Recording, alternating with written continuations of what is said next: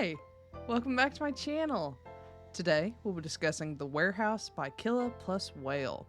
Now, before we get started, there will be spoilers, so if you don't want to be spoiled in this manhwa, go ahead and click off now. No worries, I'll catch you next time. For those of you left behind, let's go over some content warnings, and buckle in because this one is a doozy.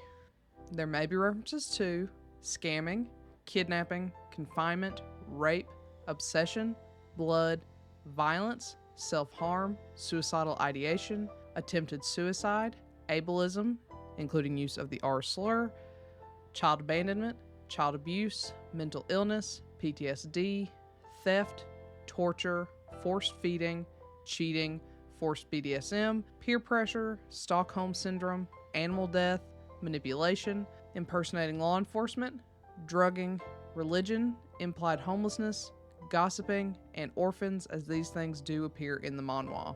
Now, if that's okay with you, let's go and get started. As always, let's start with the synopsis.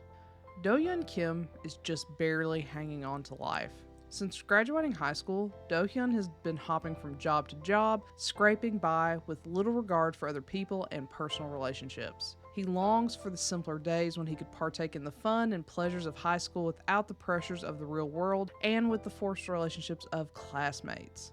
Without that forced proximity to people, Do-hyun lives a pretty lonely life, but he would prefer that to the vulnerability intimate relationships require. While working in a scammy cell phone shop, Do-hyun is again bemoaning his existence. He leaves his post to smoke in the alley nearby, but before returning, he is assaulted, knocked out, and taken away. When he wakes up, he finds himself in a strange, almost empty room. As if that wasn't odd enough, he also has a chain around his ankle, limiting how far he can move around the strange room. Why would someone take him? He has no enemies, no loans, and is just generally uninteresting.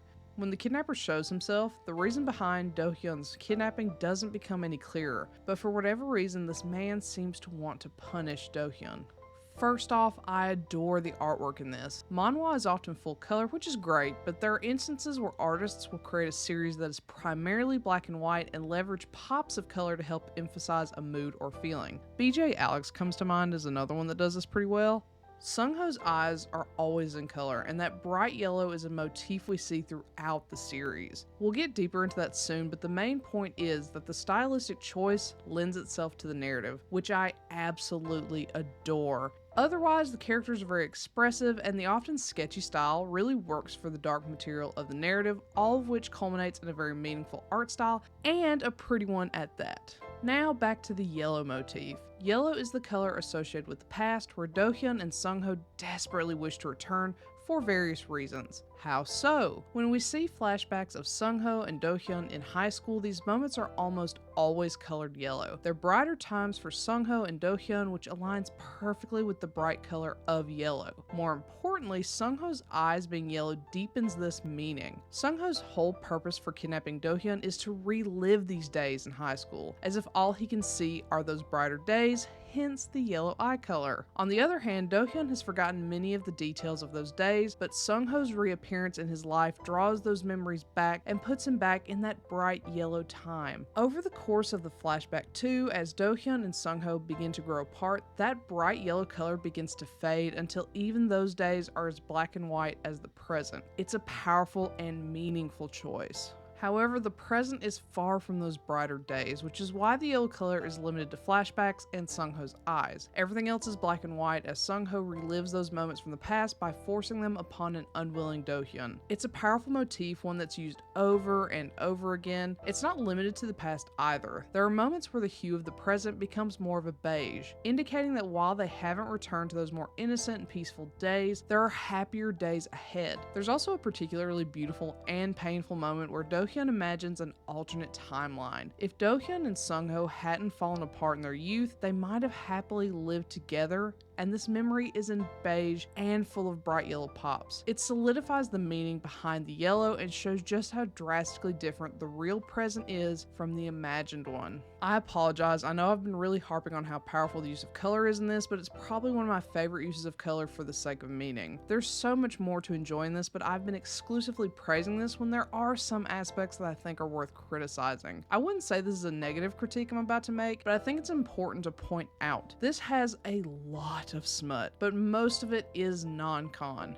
I don't mind non-con, but I know many people are disturbed by this content, so I want to bring it up. I don't personally find this sexy. It's meant to be a recreation of Sungho's painful sexual experiences with Do-hyun, as he had been pressured into many of the scenarios so that he could continue to be with Do-hyun. This time, Sungho is the one in control, and as a form of revenge, he takes Do-hyun's role in each scenario, putting Do-hyun through everything he had been put through. It reminds me a bit of Metro, with smut that feels more painful and hollow than sexy, and though it is romanticized with the Stockholm Syndrome relationship that develops due to Do-hyun's imprisonment, I don't think it's meant to feel like a romance. The point is that they've lost the chance to fall in love like an average couple from the choices they've made throughout their lives, but they're together because they feel they are too broken for anyone else. It is heartbreaking and terrible, but so meaningful in its cruelty. I would not personally consider this a romance, but it's tagged that way in most other places, so, I have to kind of go along with that. With all that being said, this is very fucked up, with a Stockholm Syndrome romance at its core. That being said,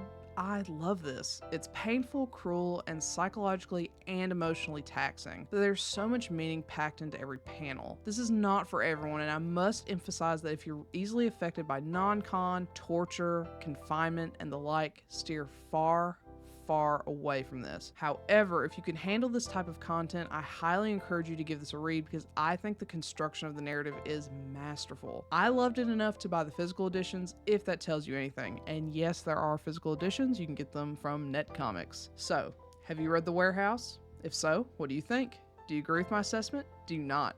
Let me know and comment below. Otherwise, I'll catch you next time. Bye!